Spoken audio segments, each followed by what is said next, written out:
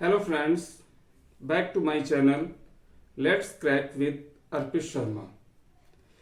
एक नया टॉपिक आपके लिए लेके आया हूं, हार्ट।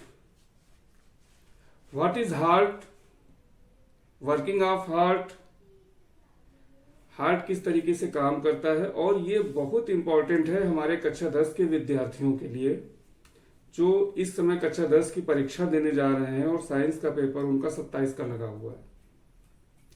तो मैंने सोचा हार्ट पे मैंने कुछ नहीं बनाया है, तो आज हार्ट पे थोड़ी सी समरी बच्चों के लिए दे दी जाए ताकि उनको हेल्प मिल जाएगी जो मैंने पढ़ाया है और जो मैंने सिखाया है उसको समझने में।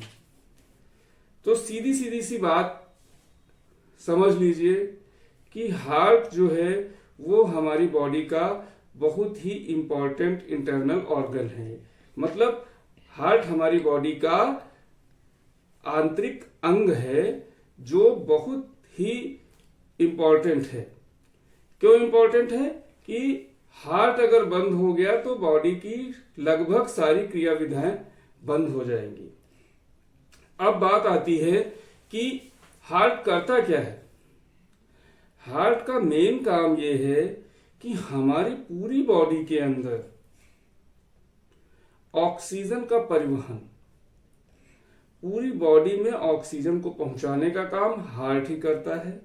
दूसरा, जब हार्ट में जब हमारा ब्लड घूमता है, हार्ट के माध्यम से पूरी बॉडी में ब्लड घूमता है, तो उसका शुद्ध करने का काम भी हार्ट ही करता है। यानी एक प्यूरिफायर लगा हुआ है हमारी बॉडी के अंदर जो हमारे ब्लड को शुद्ध करता है।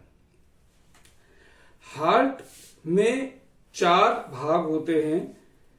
आप ये समझ लीजिए कि 2 आलिंद और 2 निलय।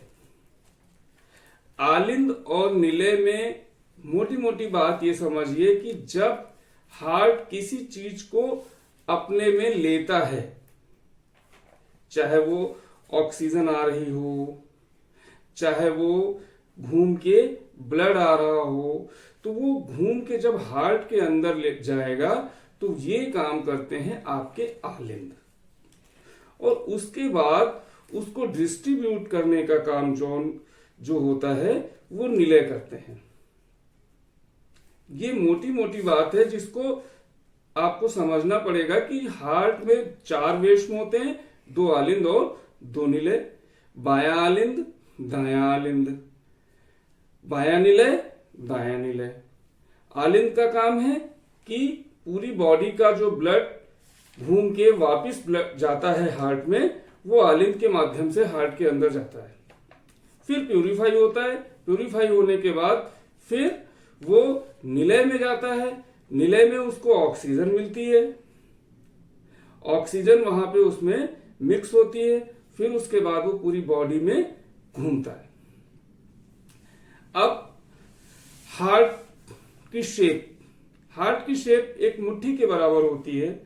और सबसे बड़ी बात यह होती है कि हार्ट बहुत ही मजबूत तरीके से बॉडी के अंदर ईश्वर ने फिट किया है। हार्ट के ऊपर 2 लेयर्स होती हैं जो हमारे हार्ट को सुरक्षित रखती हैं, और वो लेयर्स वसा की होती हैं जिनसे हार्ट सुरक्षित रहता है। अमूमन हार्ट का जो वेट होता है वो 300 ग्राम के आसपास होता है, और उसी 300 ग्राम की संरचना में ही सारा ब्लड प्यूरिफिकेशन होता है।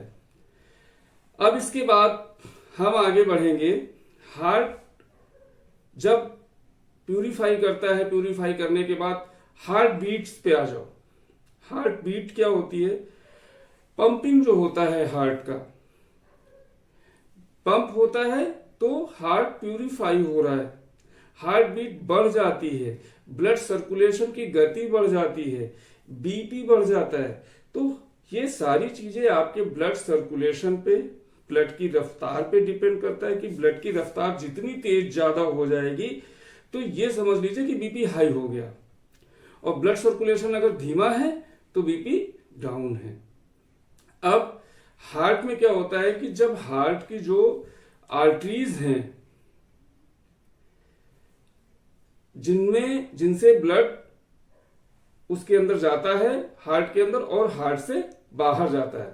ठीक है, अब उसमें ब्लड जितने फोर्स से आ रहा है उतनी फोर्स से अगर वो जा रहा है तो व्यक्ति के शरीर में किसी भी प्रकार की कोई इफेक्ट नहीं पड़ेगा। लेकिन आ तो बहुत प्रेशर से रहा है लेकिन जा कम प्रेशर से रहा है, तो इसका मतलब क्या हुआ जाके कि हार्ट पे दबाव बन रहा है।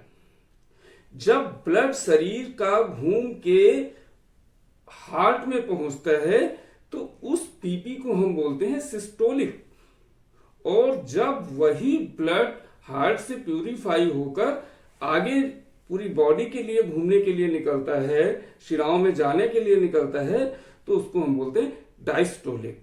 दो तरीके के ब्लड प्रेशर होते हैं, एक सिस्टोलिक एक डायस्टोलिक। ब्लड प्रेशर पे भी मेरा वीडियो है, वो आप देख सकते हैं अगर उस पर ज्यादा जानकारी चाहिए।